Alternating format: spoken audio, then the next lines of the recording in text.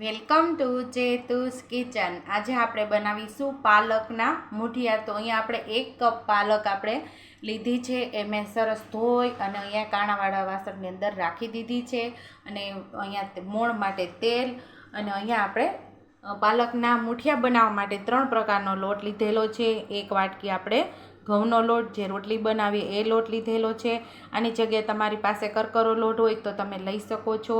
અને આ છે ચોખાનો લોટ, સેમ એક જ સરખો, ત્રણે એક સરખું જ આપણે માપ લેવાનું છે। અહીંયા ચણાનો લોટ લીધો છે, અને અહીંયા આપણે તલ લીધા છે, આદુ, મરચાં અને લસણની પેસ્ટ 8 થી 10 કળી લસણની છે, 3 થી 4 લીલા મરચાં અને 1 ઇંચ આદુનો ટુકડાની મેં અહીંયા પેસ્ટ કરી છે, અડધું લીંબુ, 2 ચમચી જેટલું દહીં અને ચપટી સોડા, એટલે કે જે ભજીયાનો સોડા હોય છે એ, સ્વાદ મુજબ મીઠું, ગળપણ માટે ખાંડ। બાકી મસાલાની અંદરથી જે મસાલાની જરૂર પડશે એનો ઉપયોગ કરશું। તો ચાલો ઝડપથી આપણા આ મૂઠિયા બની જાય છે પાલકના। તો મૂઠિયા બનાવવાની શરૂઆત કરશું। તો આપણે પહેલાં પાલક લઈ લેશું। પાલકને ખૂબ સરસ પાણીએથી એને ધોઈ લેવાની।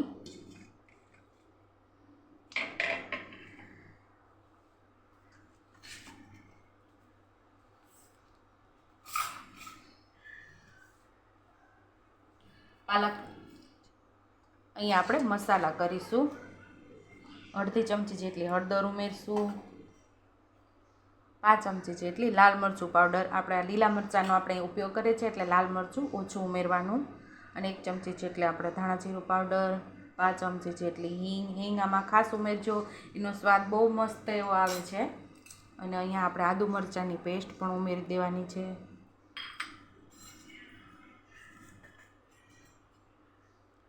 અહીંયા આપણે ખાંડ, ગળપણ માટે ખાંડ ઉમેરશું, અને અહીંયા પાલકની અંદર મીઠાનું પ્રમાણ હોય જ છે એટલે મીઠું ઉમેરવામાં આપણે ધ્યાન રાખશું, થોડું ઓછું મીઠું ઉમેરશું, એટલે કે સ્વાદ મુજબ આપણે મીઠું ઉમેરશું।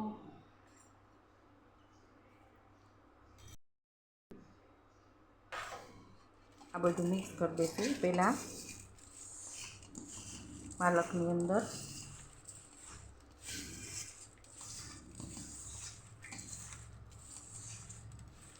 મસાલો બધો સરસ મિક્સ કરીને પછી જ આપણે ત્રણેય લોટ ઉમેરશું। આ ચોખાનો લોટ,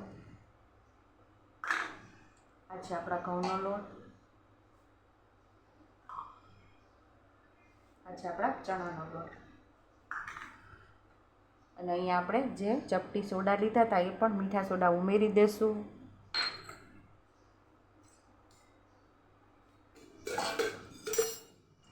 અહીંયા મોણ માટે 2 થી 3 ચમચી જેટલું તેલ ઉમેરશું।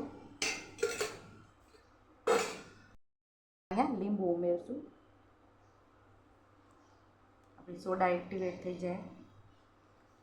આ બધી સરસ આપણે લોટ બાંધવાનો છે, આનાથી જ આપણે પાણીની જરૂર પડે તો ઉમેરવાનું, બાકી આપણે પાણીનું ઉમેરવાનું જ નથી, કારણ કે પાલકની અંદર સારા પ્રમાણમાં પાણી હોય જ છે, અને આપણે સરસ એવી ધોઈ તો એ ભીની પણ હોય છે, દહીં ઉમેરેલું છે, તો એમાં જ આપણે લોટ બાંધી લેવાનો છે।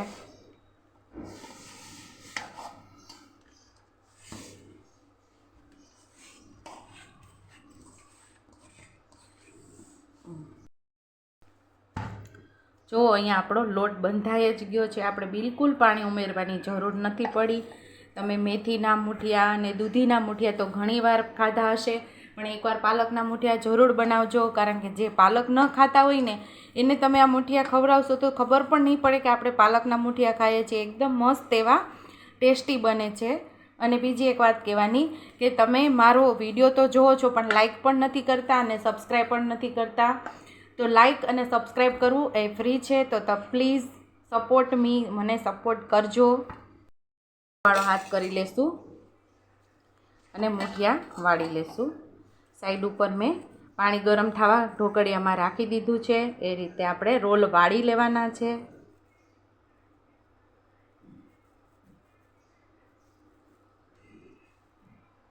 આમાં મૂકી દઈશું આપણે મૂઠિયાના રોલને।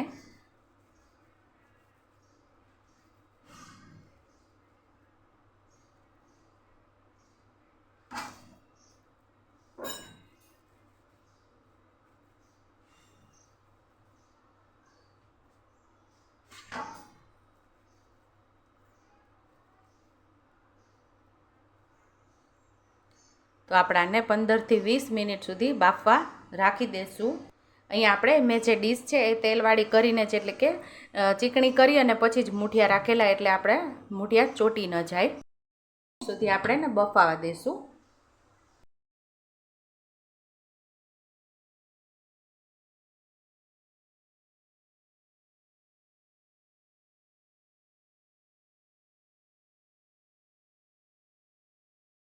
ચાકુ લગાવીને બધા મૂઠિયા આપણે ચેક કરી લઈશું.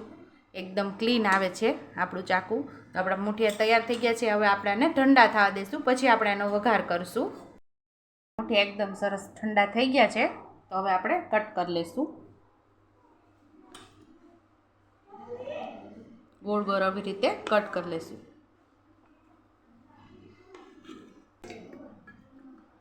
તો આપણે મૂઠિયાને સરસ કટિંગ કરી લીધા છે. હવે એક નાના ચમચા જેટલું આપણે તેલ ઉમેરશું અને સરસ આપણે વઘાર કરી લેવાનો છે. તો તેલને સરસ આપણે ગરમ થવા દઈશું. તો અહીં આપણું તેલ સરસ ગરમ થઈ ગયું છે, એટલે રાઈ ઉમેરી દઈશું 1 ચમચી જેટલી. આમાં રાઈનો સ્વાદ મસ્ત એવો આવે છે. અને સફેદ તલ પણ ઉમેરી દઈશું. થોડા થોડા ફૂટવા લાગે એટલે આપણે ઢોકળાને ઉમેરી દેવાના.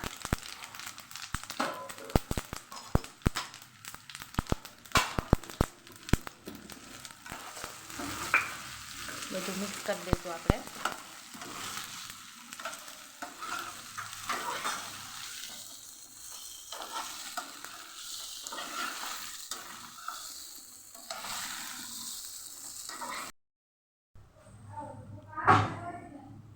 તો અહીંયા આપણા પાલકના મૂઠિયા ઢોકળાનો વઘાર મસ્ત એવો થઈ ગયો છે. ગેસ બંધ કરી દઈશું અને સર્વિંગ પ્લેટમાં આપણે સર્વ કરી લઈશું. તો તૈયાર છે અહીંયા આપણા પાલકના મૂઠિયા ઢોકળા. જો તમને મારી રેસીપી પસંદ આવી હોય તો મારી રેસીપીને લાઇક કરજો, શેર કરજો, સબસ્ક્રાઈબ કરજો, બેલ આઇકન દબાવતા ભૂલતા નહીં, અને કમેન્ટ બોક્સમાં કમેન્ટ કરજો કે મારી રેસીપી કેવી લાગી.